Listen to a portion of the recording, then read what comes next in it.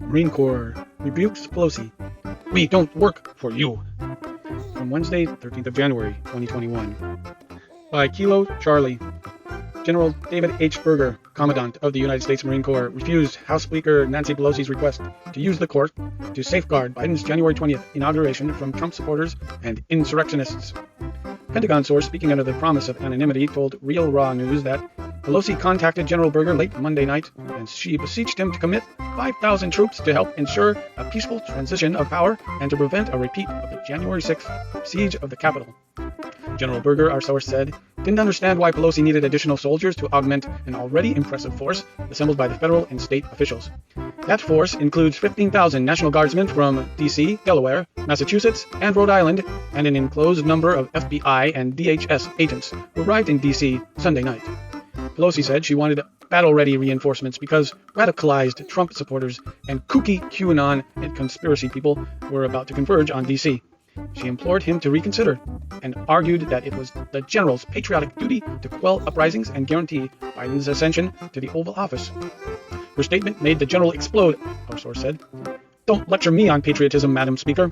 I've served this country with distinction for 40 years. I've spilled blood for our nation. What have you, a self-serving elected official, done for your country? General Berger said. Pelosi further enraged him by saying he was answerable to Congress. I answer only to the president, and as I understand it, Donald J. Trump is still president and commander-in-chief. I abide in the Constitution as it was written, not your interpretation of it, General Berger admonished Pelosi. Quoting our source, when her intimidation tactic failed to sway General Berger, Pelosi tried a different tactic, begging and flattery, unquote. Pelosi claimed that the National Guard's weakened warriors were ill-prepared to repel an army of mad Trumpists, quote-unquote. Battle-hardened Marines, however, were more capable of defeating rabble-rousers, she said. You have the best-trained soldiers in the world, and America needs them. General Berger was unmoved. The only way Marines would be deployed, he told her, was if President Trump himself issued that order. If you want us to help combat his supporters, quote, I suggest you get him on the phone and tell him that. If he orders me to, I will. Otherwise, I suggest you listen really hard to the words escaping your cracked, poisonous lips.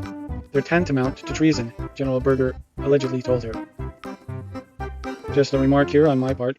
Federal law saying limitations of posse comitatus prevent U.S. troops from being called to control the citizens.